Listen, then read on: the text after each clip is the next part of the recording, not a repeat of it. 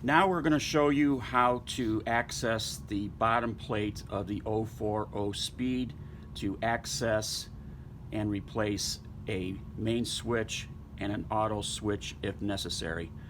The first thing you'll have to do is get something soft.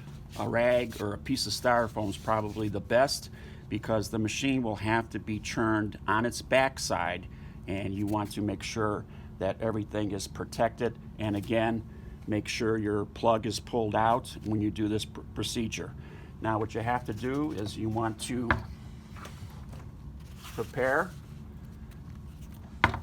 gently churn the machine over carefully, and you would take a 5mm and you would remove 4 rubber feet.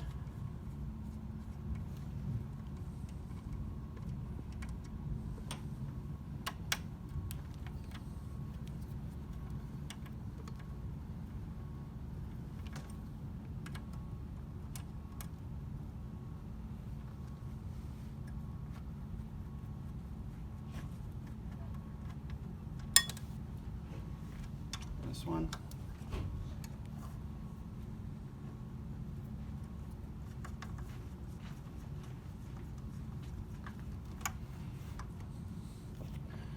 And last one here.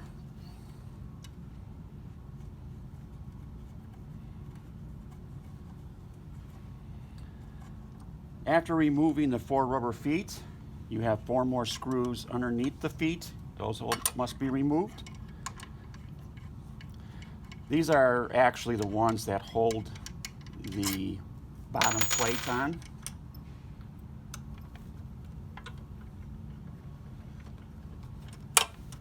It's actually quite simple.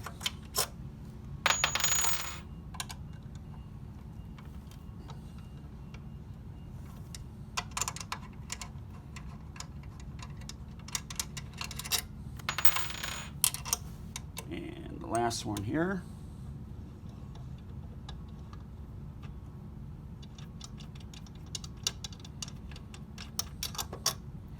And this bottom plate will come off.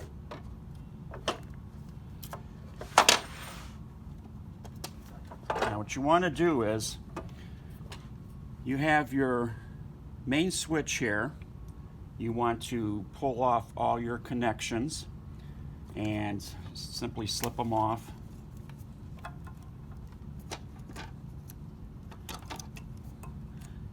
Making sure that you know and trace each one to make sure they go back properly. Then taking a 2.5mm Allen wrench that comes with the machine,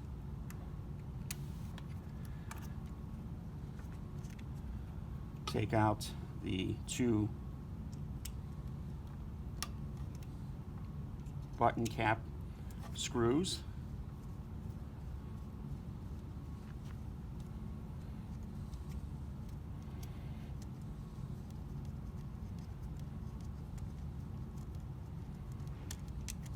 One.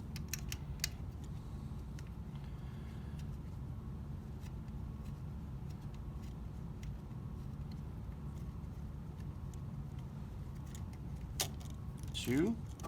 Remove your switch. Discard the old switch. Bring in your new switch. Attach your connections. It's always a good idea to mark them and maybe write down a piece of paper so you make sure that you put them in the right prong. Very simple. All slip-on connections, makes it easy for replacement. Pop switch back in.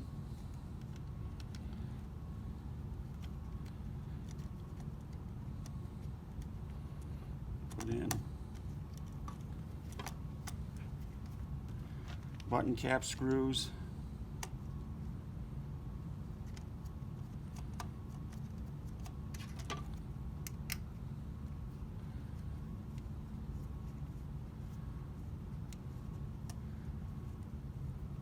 just snug them down.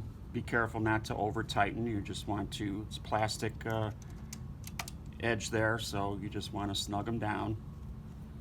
Don't over tighten. And that is installing the master switch. Next, we're going to show you how to replace the auto switch. And to show you the auto switch, we already removed the 4 rubber feet and the 4 screws and the bottom access plate.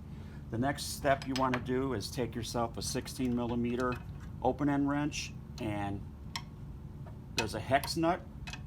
You want to loosen that up, and once you loosen that up, it's a hex nut with a rubber boot on it to keep the chips out. The next thing you're going to need is a pair of needle nose. The smaller the better to get in there. There is another hex nut. You can inside just crack the switch open a little bit. That nut will loosen up immediately, and what you want to do is just get in there and loosen up the hex nut.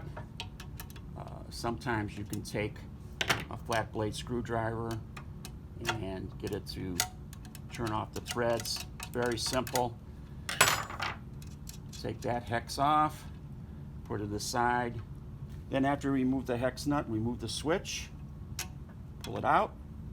You will notice there's 2 connectors, and the one in the middle is not being used. It's just a cover. So what you do is you remove the left one, you remove the right one, and always remember which prong it goes on. If you have to put it down, mark them.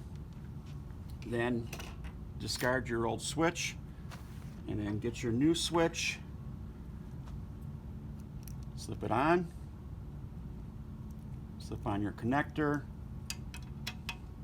push it through the back, put your hex nut that holds the switch in place, and quite simple.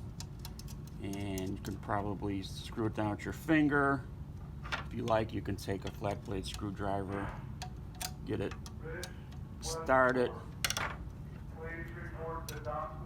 and then take your needle nose, tighten it down, and always remember to put this cap back, because the key machine is going to function without this.